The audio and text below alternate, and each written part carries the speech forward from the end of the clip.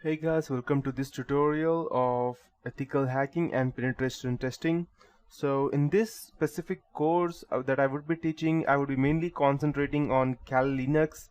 Besides, if you have some prerequisites like basic fundamentals of Linux, or if you know what programming is, or if you have at least done some basic programming stuff like C, or even better, the least easiest programming language that I think would be Python. So even if you have the basics in that, this would be much more easier for you. So before I start with any of this process, I'd like to ask one question: that what is ethical hacking?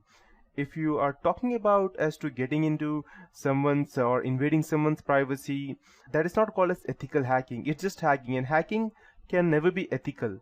So hacking means to go ahead and gain someone's personal information, and if you define the term as ethical hacking, then ethical means doing it for the right purpose.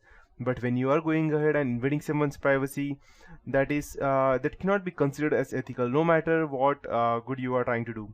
So at that point of time, there was a time when there were a lot of people computer in 1990s, and the computers were just came into existence. The Google just came into existence. People did not knew much about using computers, and there were people who used to run programs, and there were con artists who used to call people, gather information about their computers or bank accounts over the phone. And at that point of time, the government thought that yes, there is a need for something, some countermeasure, so that these people who go ahead and create some kind of, let's say, chaos or try to cheat people, there needs to be some way so that they can be tackled with.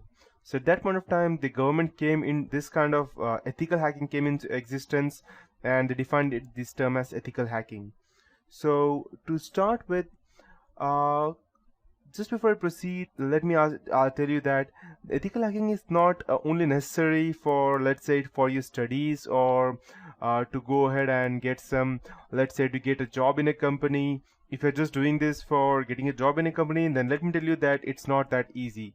And even if by the time you see this course may become a bit outdated, because to be in process to gain information about ethical hacking, what I could do in this tutorial is that I can go ahead and give you the latest updates that I have, but this is as for today.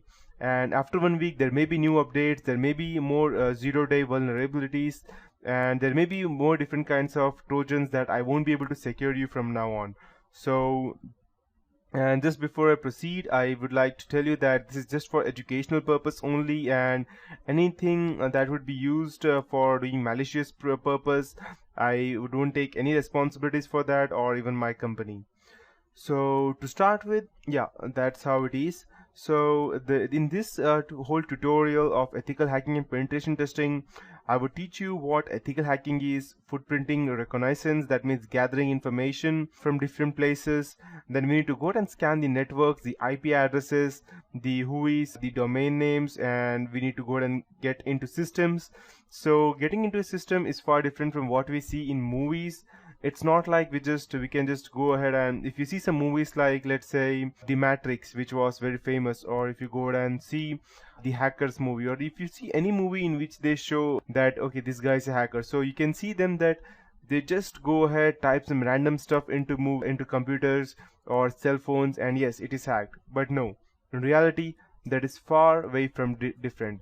It's not that interesting that you just go and get some terminals like this, the one I have on my screen, and you just go ahead and type in some stuff, and yes, you can go to hack. No, it does not work like that. You need to go ahead and gather information about your specific target, each and everything related, from his personal life to his background, what he did, to his history, what he did, to what he is current, what he likes, what he does not. Yes, because ethical hacking is a term which consists of gathering information and exploiting them on your target. But ethical hacking is not only to save yourself or your customer to whom you would go and save from getting, let's say, getting indicted from the specific hacker. It's also about attacking them. So you might be thinking that why do we need to attack someone? If you go ahead and try to penetrate someone else's organization, then it is unethical, right? Yes, that is unethical. But if you get the permission, then it is not. So there are some or not some, I can say that most of the organizations allow penetration testing on their firms. The reason being that they need to know that if there are some hackers out there, and so how could they go ahead and save themselves from them. So they go ahead and authorize a penetration tester, someone like me or someone like you who would become after going through this whole project of mine. So once you go through this project, you will become some kind of an ethical hacker, but you need to keep yourself updated and you need to go ahead and practice continuously, and there is no actually stop for this ethical hacking.